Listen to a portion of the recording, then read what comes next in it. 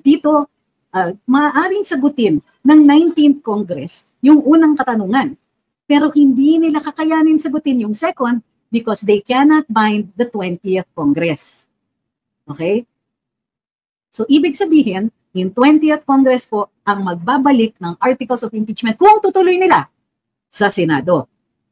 So, madaling sabi, kung ito man ay dribble, it's a good dribble. Kasi nga, hindi maaariba ng House yung kaso.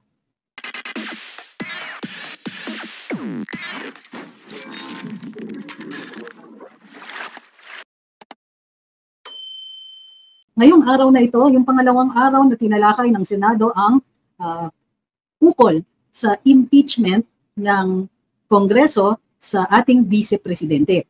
Pinag-usapan ng Senado kung paano ipagpapatuloy ang paglilitis. Ngunit bago makaumpisa, kailangan pag-usapan ang ibang mga bagay. Nag-umpisa ng formal ang proceeding sa Senado nung ni-refer ang Articles of Impeachment sa Committee on Rules. Nung i-refer sa Committee on Rules, formal na, kinoconsider na formal na inumpisahan ng Senado ang paglilitis. Okay? Yan na po yung remand and return. Daanan muna natin yung proseso. Pag nadaanan natin yung proseso, makikita ninyo kung bakit mahalaga at kung ano ang magiging epekto nito sa House. Ngayon, anong ibig sabihin kapag nag-umpisa na ang paglilitis? Posible natin, nagampanan na ng Senado ang obligasyon nila sa ilalim ng saligang batas sa pagtatalakay ng Articles of Impeachment. Ngayon, nag-umpisa ay hiniling ni Senator Bato de la Rosa ang pagdidismiss ng Articles of Impeachment at hindi na ipagpapatuloy ang paglilitis. Gawa nga ng maraming constitutional infirmities ang Articles of Impeachment. Pangunahin na sa constitutional infirmities na iyon, yung fourth impeachment complaint. So, ayon din dun sa ihinain na kaso ni Vice Presidente Inday Sara Duterte sa Korte Suprema, hindi maliwanag kung pasok pa rin sa 1-year period yung ginawa ng Kongreso. Dahil may tatlong nauna ng mga reklamo sa Kongreso na tila hindi tinalakay at nilaktawan yung mga yon. Magkakaroon ng issue yung 1-year rule dahil nga kailangan ang una nilang tinalakay ay yung mga naunang reklamo. Magkakaroon ba ng bisa ang ika-4 na reklamo? So, ito po ay binanggit ni Senator Bato bilang isa doon sa mga sinasabi niyang constitutional infirmities. Dahil doon sa constitutional infirmities na ito, sabi niya nararapat lang na i-dismiss. Ngayon, tinutulan ang pagdidismiss nito na sa pangunguna ni Senator Coco Pimentel at ni Senator Risa Hontiveros. Ngunit may mga sumali rin sa diskusyon tulad ni na Senator Nancy Binay at Senadora Grace Poe. Sa palitan ng kuro-kuro na naging maliwanag din na ang una dapat na gagawin ng Senado ay i-convene yung impeachment court, magpapadala ng summons. Napagkasunduan ng pagpapadala ng summons. Ibig sabihin, mabibigyan po ang Vice Presidente natin ng notice ng kanyang articles of impeachment. Ngunit from 10 days from the time that she receives it, mayroon siya, maaari siyang mag-reply. Hindi na po aabutin ang 19th Congress dahil ang 10th day ay after magsara na ang 19th Congress. Okay. Ngayon, nag-propose, dahil sa palitan ng kuro-kuro, nag-propose si Senator Alan Peter Cayetano ng kompromiso para masagot dahil kailangan yung mga prosecutors ng House ang sumagot ng katanungan tungkol kung paso na ba ang kaso na ito o hindi at iliwanag yung ika-4 na impeachment complaint na tinalakay ng Kongreso kahit hindi pa natatalakay o na agenda yung unang 3. So, naging issue yan dahil nga ito ay posibleng mag-determine kung may jurisdiction na pa ang Senado o imperfect o hindi maaaring talakayin ang articles of impeachment. Ang sinasabi ngayon is that dapat hindi subject sa debate ng mga senador ang issue na iyon dahil nga ito ay matter na dapat sagutin ng mga prosecutors. Ngunit wala ang mga prosecutors doon. Kailangan ibalik sa Kongreso o padala sa Kongreso ang mga katanungan na ito o ang articles of impeachment at ilagay nila doon kung bakit hindi ito infirm, kung bakit ito ay alinsunod doon sa rules sa paghahain ng articles of impeachment. Page, actually hindi. Very specific po yung ano.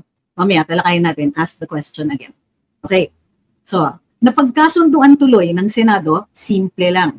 Ibalik sa House. Itutuloy pa rin ang pag-provide ng summons, ang pagpapadala ng notice kay Vice President Inday Sara. Itutuloy pa rin ang mga administratiba na gawain, ngunit hindi makakapag-uumpisa yung ibang mga bahagi ng paglilitis in the 19th Congress.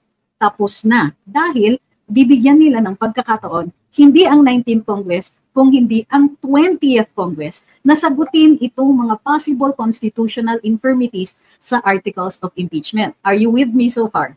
Okay? Ibabalik ng Senado. Pero since the Congress cannot bind, the 19th Congress cannot bind the 20th Congress, ang sasagot dyan ay ang 20th Congress pa.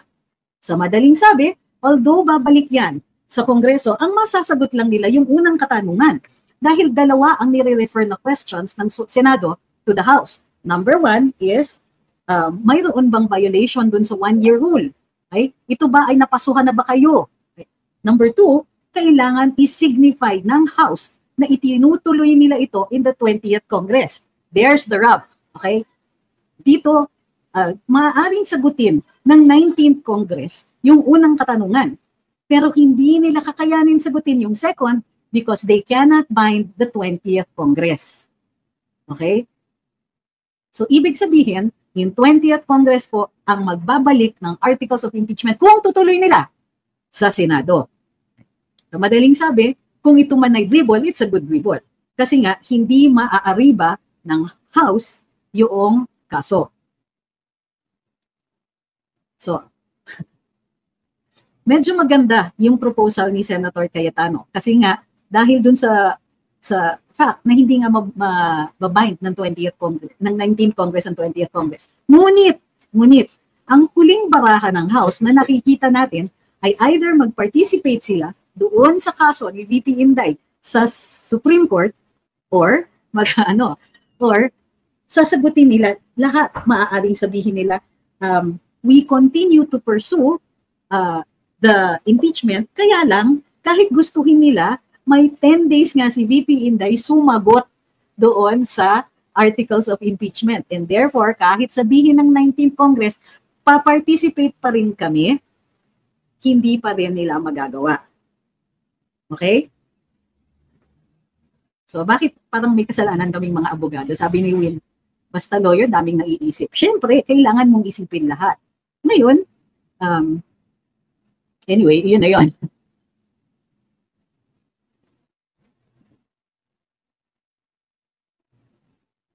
Sabi ni Ma'am Maria, ayaw kasi nila makinig sa mga sinasabi ni Nagbilon at Makalintal na once mag-adjourn, automatically terminated. Actually, hindi yan ang sinunod ditong Senado.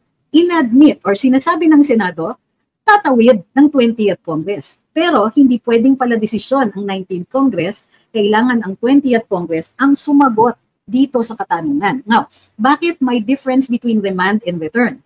When a court says you remand the case to the trial court, ito daw, ayon kina Senator Coco Pimentel, is para mo na ring dinismiss. May punto siya. Kasi, kunwari, may appeal, umakyat sa Korte Suprema. Ngunit may katanungan tungkol sa isang factual matter. So, halimbawa, ang umakyat sa Korte Suprema ay isang criminal case. At dun sa criminal case na yon, hindi question of law ang umakyat sa Supreme Court, kundi isang question of fact. Let's say, andun ba si A sa kwarto o wala? So, because the Supreme Court is not a trier of fact, i-remand yan to the lower court for trial. Kung ito ay mahalaga para marisolba yung kaso. So, remand means the trial will be conducted in the lower court first. Now, remand means, if ever babalik sila sa Korte Suprema, that will be a new petition, if ever. So, in that sense, para na rin siyang dismissal, according to Senator Coco. So ito, in this case, kinlaro ni Senator Chis Escudero. No, dahil nga, the Senate naman, hindi siya titigil. Ang importante ay yung lifespan ng Senate, tuloy-tuloy daw. The Senate is considered a continuing body insofar as non-legislative matters are concerned. Ito yung argumento ni Chis. Sabi niya, since hindi lawmaking ang impeachment, tuloy-tuloy ang Senate. So the Senate proceedings continue even into the 20th Congress, pero in order for it to be retaken up, the House must answer these two things. So it is not a complete dismissal. Kasi maaaring sa 20th Congress, kung mamarapatin ng 20th Congress House of Representatives, sasagutin nila ang mga katanungan na ito at babalik sila sa Senado to continue with the prosecution. Okay? I did not expect po in Gatchalian to vote against them po.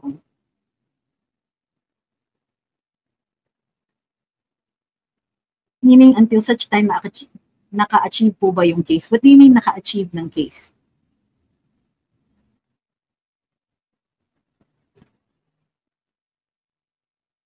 Sabi ni RJ, can I get an opinion regarding Article 7, Section 3? There shall be a Vice President who shall have the same qualifications and term of office and be elected with and in the same manner as the President. He may be removed from office in the same manner as the President. Actually, it's not the Supreme Court Chief Justice. When you say in the same manner, the common interpretation is that it means she can be removed only by impeachment. Yung provision kasi regarding the presiding officer should be the Supreme Court Chief Justice is specific only to the President.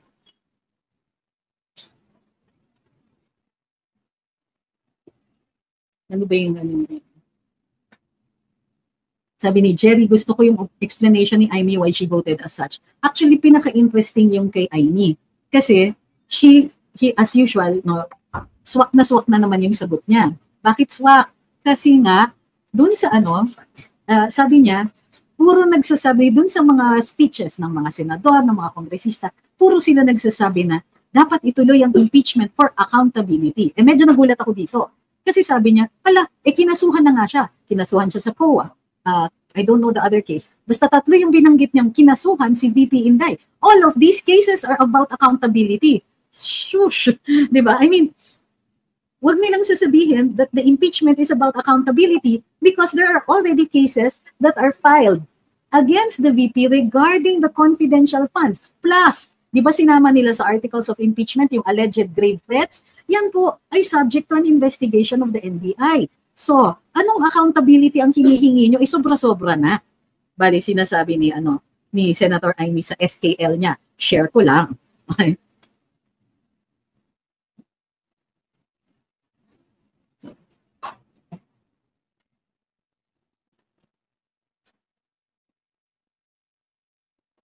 No, actually, yeah. Well, pwede. Kumbaga, the 19th Congress can certify. Yes. But they cannot assure the Senate na itutuloy nila. Besides, by the time they get around to dealing with that issue, the Senate will not have the time to deal with that issue because the Vice President has 10 days to answer. So kahit bukas, ipadala at makatanggap siya ng notice, 10 araw, hindi na po aabot sa susunod na, sa pagtatanggap ng kanyang kasagutan. At dun pa lamang, maaaring talakayin ng Senado ang next na issues. Does that mean they need to vote again? Well, that will really depend on how the next speaker is going to deal with it. Maaaring i-discuss nila yan sa plenaryo, but certainly the 19th Congress will no longer have sufficient time or jurisdiction to bind the 20th Congress. Ang maliwanag dito is that even if there is a trial, it's not going to be conducted in the 19th Congress.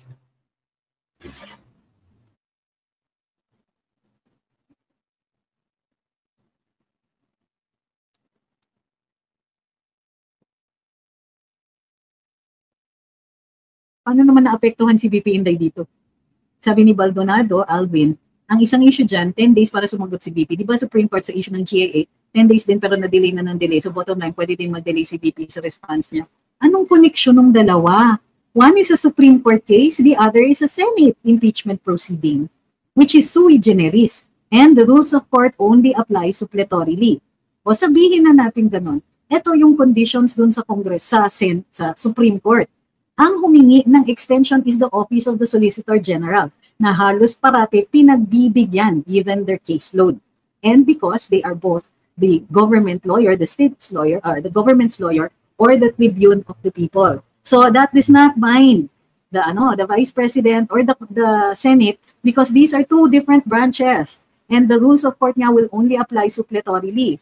So if the plenary decides that they want to give her 10 days more, okay lang. Pero hindi na nga po aabot dun sa 10 days. Yun po ang pinag-usapan kanina.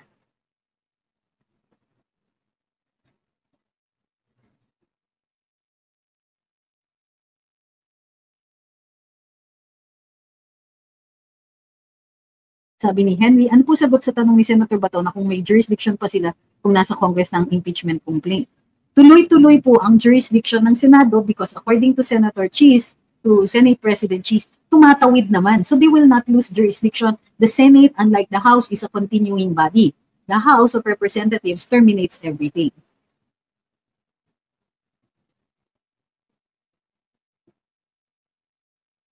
No, sabi ni Gilbert, kailangan bang intayin ng Senate ang sagot ng HOR bago mag-summon kay VP Sara? No, and as a matter of fact, sabi ni Senator Cheese, they will still provide the summons, they still will send. Kumbaga, tuloy pa rin sila dun sa mga administratiba na kailangan gawin, which includes yung pagpapadala ng notice kay VP Inday.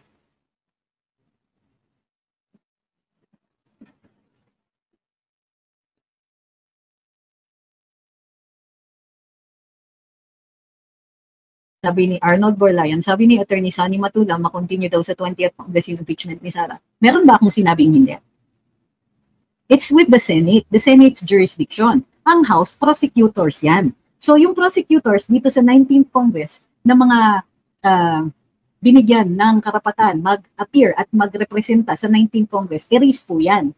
Kailangan magtalaga ulit in the 20th Congress. So yun po ang hindi ako nag-argue kay Attorney Sunny. I am telling you what happened in the Senate today.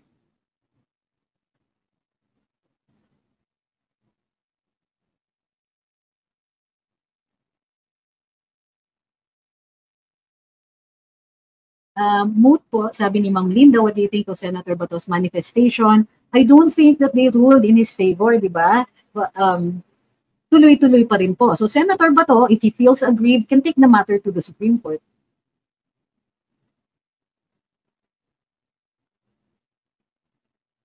Sabi ni Cloud, what do you think are the motives of Lisa and Coco na madaliin given that ang daming constitutional infirmities pala na obvious apparently to most legal minds? The Senate kasi could have turned a blind eye on those constitutional infirmities or asked the House prosecutors to argue it before the Senate. So, gusto nila ganun para ang magde-decide, iraratpat nila, they will try to,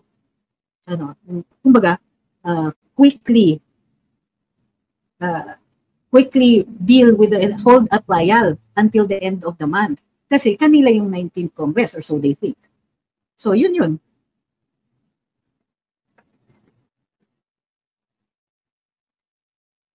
Sabi ni JM, is this a good development with what happened in the Senate? It's an optimistic one. It's a positive one kasi it puts the burden on the 20th Congress, which has more kakampi than the 19th Congress. Like I said, di ba, sa iba nating mga live, ito ang mangyayari sa 20th Congress. There will always be somebody now who will oppose. Even if Speaker Martin is again the Speaker in the 20th Congress, mayroon ng mga nagfo-form ng mga grupo na mas formidable na opposition. Hindi gaya in the 19th Congress, ilan lang inaapi pa nila sina Kong Ungab, sina Kong Pulong, and so on. Dito sa 20th Congress, mas marami na sila. And could possibly slow down things and so on.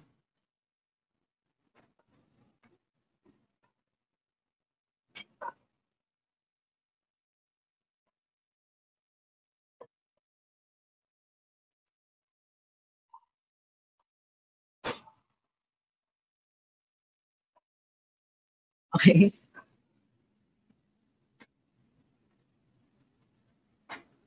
May mga nagsasabing patay na ito. Mahirap magsalita ng tapos, ngunit ang sinasabi ko is, there is reason to be optimistic.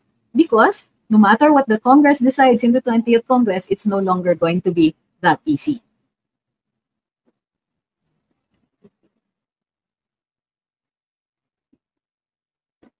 Sabi ni Jago, they want the 19th Congress to hold impeachment trial because 20th Congress will have more pro-Dutertes, so VP Sara will likely be safe.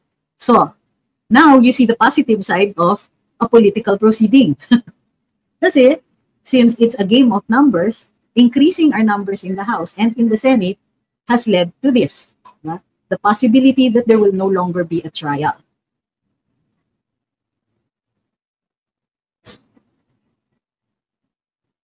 Yes, Ray, that's exactly what we said. May infirmity yung articles of impeachment as argued by Senator Bato. Natuwa ako kasi meron pang argument na, kasi nga,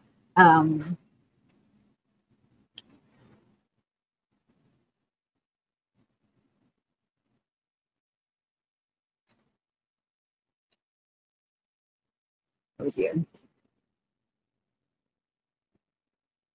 Okay, so,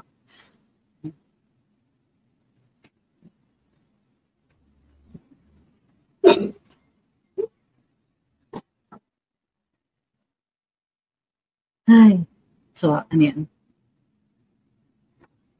HOR Plan B from Rappler, Good Government and Public Accountability Committee recommended filing criminal, civil, and administrative cases. Charge VP for everything and the kitchen sink, scatter shot pa rin. Yes, but it's harder for them to control the judiciary.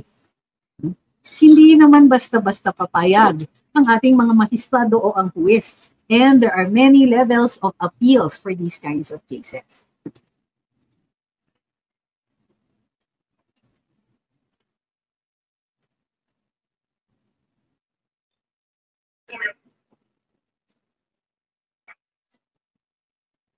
'19th Congress high, sufficient Duterte allied senator judges. How much more ang 20th? Paano po yun ibabalik sa House of Representatives? Si Manong Along, late na kasi, diniscuss namin yan eh. What they will return is the articles of impeachment and they need to answer two questions. Number one, did they comply with the one-year rule? And number two, is the 20th Congress pursuing the impeachment case? So, hindi, what Senator Bato, basically, and with the help of Senators Cayetano, Senator Robin, Senator Amy, and all the others, at Senator Tolentino, sila yung nakikita kong gumagalaw talaga. So, what they did was to buy a lot of breathing space for VP Inday, which means hindi siya ganon ka, pressured on this particular case. Okay? If the House should recommend, for example, the filing of cases with the Ombudsman, that is at least a fairer court where the evidence will need to speak for itself. Hindi magiging political yung judgment dyan. Furthermore, the biggest defense of the Vice President vis-a-vis the confidential funds is the fact of its confidentiality and that the sole jurisdiction for determining whether or not this had been appropriately spent is the Commission on Audit. So what court is going to accept this without the testimony of the COA? Wala.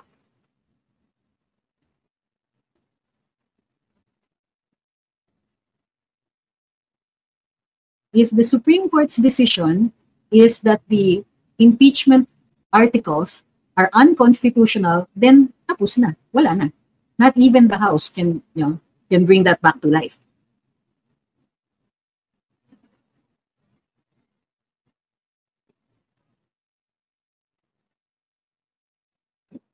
So, sabi ni Henry, I'm happy for the possibility that there will be no trial, but at the same time, I kind of want to see the evidence of the bloodbath. Well, like I said, if the Vice President should decide to bring out the evidence that she has, then she has her choice of venue. Hindi nagpipresenta siya as a defense, but as a possible complaint. Siya naman ang on the offensive. So that puts her in a better position.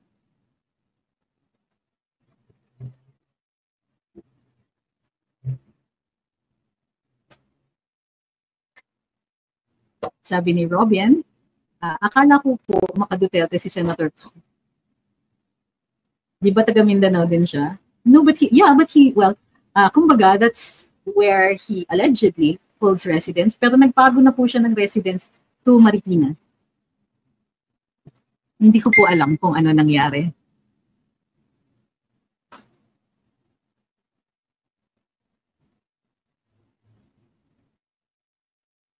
Quick off-topic, buhay pa ba yung kidnapping at wiretapping cases ni Lisa? If they have not been filed in court by this time, malamang yan dismiss na po.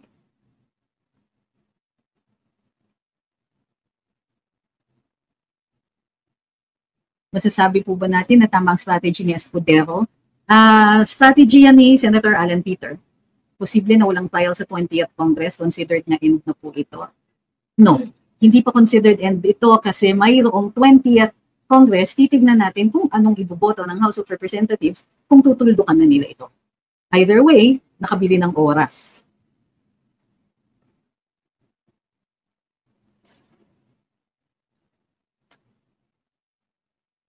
Sabi ni Christian, I heard that pag nag-fail ang impeachment, criminal case naman ang i-file. Ganun sila kadesperado. Yes, but there's a difference. In the impeachment, nagpapabukas sila ng bank accounts. It's the only venue where you can ask for the opening of bank accounts because of the Bank Secrecy Act. Pwede rin naman ang court, pero ang dali daw, the exception daw is the impeachment court. So yun.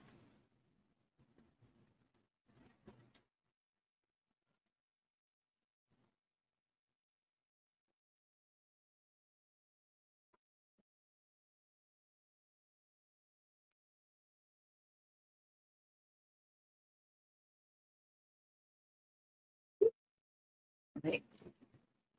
Hi kay Rosalie. Happy birthday to Eileen Tolentino from Sao Paulo.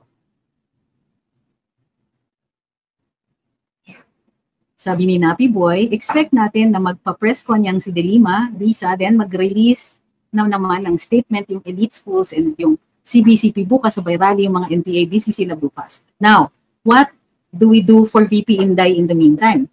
Kailangan lang natin i-update yung mga tao kung bakit ganito ang inabot ng impeachment. Ano yung primary problem ng Kongreso? Number one, they waited until the last minute to file it. Kaya naubusan ng oras.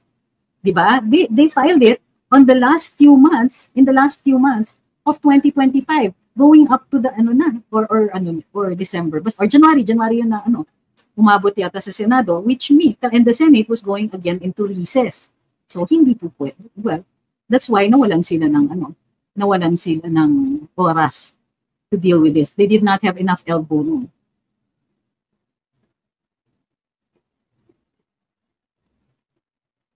Correct. Sabi ni my own opinion, hindi naman natin kasalanan na buzzer beater yung gustong gawin ng HOR. Yes. What they had so much going for them kasi in the 19th Congress is that Speaker Martin, hawak niya talaga yung Kongreso. He was able to unite many different factions at na-isolate niya yung iilan na pro-Duterte, including Congressman Pulong Duterte, Kong Ungab, and so on. Konti lang po sila, na-isolate sila. And so he was able to pretty much do a lot of things. You know, pagka ganyan ka sa Kongreso, marami kang kakampi, you can pretty much do anything. So actually, you can't say talaga that Speaker Martin wasn't intelligent. Nakayanan niyang i-unite lahat ng mga congressman. The problem lang is the impression that the reason he was able to unite them so well was the promise of money. But, nothing speaks like success. So, ngayon, the question is, will he still be able to do that in the 20th? Considering how much had been spent previously, if the spending of 2024 and 2025 is replicated, if those budgets are replicated in 2026, we might see serious problems with government already, as well as our economy. So I am not sure if they will try to push it again.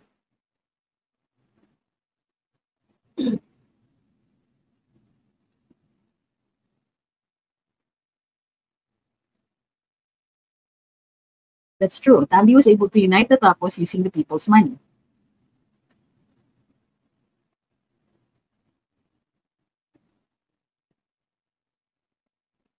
Sabi ni Christian, ay, nabasa ko na.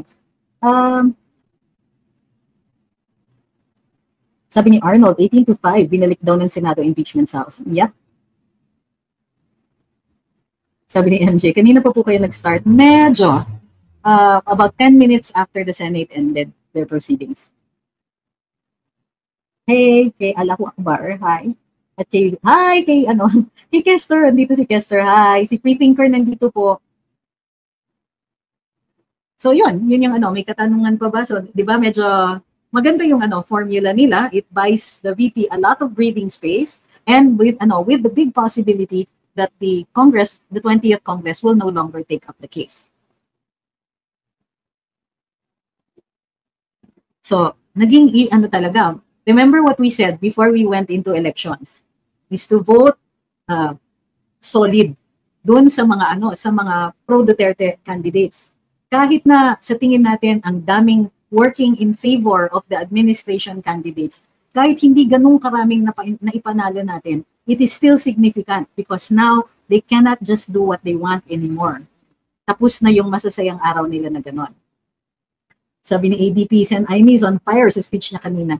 I think it was the one then that was most easily understood. When it comes to giving speeches, kasi magaling talaga si Aimee na naiintindihan. Maliwanag yung pagkakaintindi.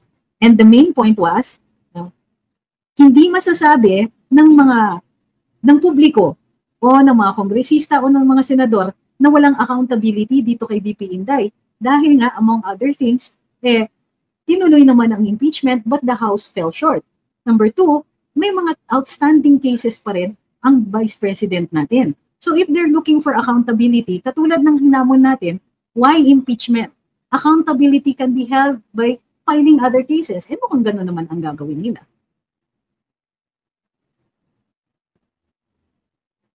If a case had already been filed with the Supreme Court regarding the legality of the impeachment case, then ano pang sense nung pag-ask sa House if they violate the law? Because the Supreme Court did not issue a temporary restraining order and has not yet issued its decision. So the presumption right now is that the impeachment proceedings are constitutional. The proceedings, not necessarily the articles of impeachment. Sabi ni Engineer, ano mga ka-DDS, ayaw nyo pa rin kay IMG? Ang nakikita natin dito is how smart yung choice ni VP Inday. Kasi tingnan mo, yung mga inendorso niya, Senator Bato, siya talaga yung battering ram dito. Hindi man siya abogado, o yung galing ng mga abogado niya. So yung mga binabasa niya maganda. Sabi ni Lowell, I love this line, sa mga ambisyosa, ang birit, ang birit. Aray, parang isa lang yata yung natamaan doon. So, yan yung mga yan. Kudos to Senator Robin. Pero naano ko kay Senator Robin nung sinabihan yata niya si Senator Villanueva ba yun? Tama ba? So, parang gusto kong sabihin, wow, my hero. Sabi ni Henry, I'm DDS 110%, but I really want to see ang mga bubulidad ni VP para malaman ng mamamayan ng baho ng politika at upang hindi sila iboto. Sir Henry naman, bakit kailangan sa impeachment yan mangyari? Now that the VP said na meron siyang mga ganon, ang gagawin na lang is hanapan ng lugar. Parang masakit naman isipin, sir, na you want to put our Vice President in danger to satisfy your curiosity. Parang hindi naman yata maganda. Sabi ni Kong MJ, paano na po yung Quadcom? What do you mean paano? I do not understand the meaning of your question kasi you're asking how about the Quadcom? What about it po?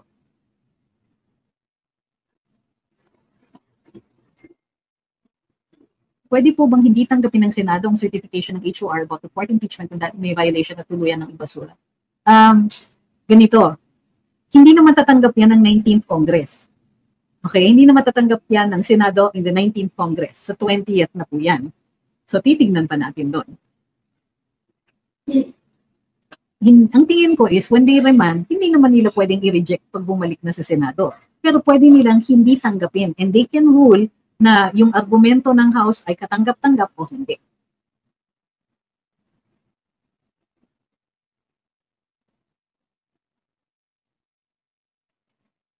Sabi ni, it's me, Vanji. Totoo, sinabi ni Senator Cayetano, di totoo na majority favors impeachment. Eh, bakit nanalo top mga Duterte?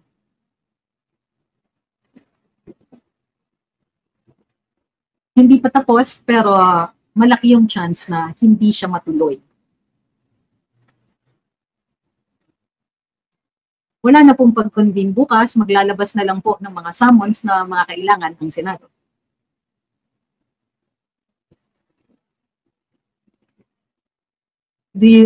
So basically, tinatanong mo how the HOR is going to vote. Well, it depends kasi magagawa lang po nila yan in the 20th Congress nga.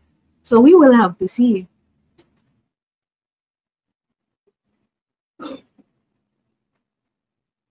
Arch Gandeza says, kaya hindi nakaalyado ng mga Duterte si Coco because of the PDP Laban leadership fiasco. Founder kasi ng PDP Laban si Nene Pimentel.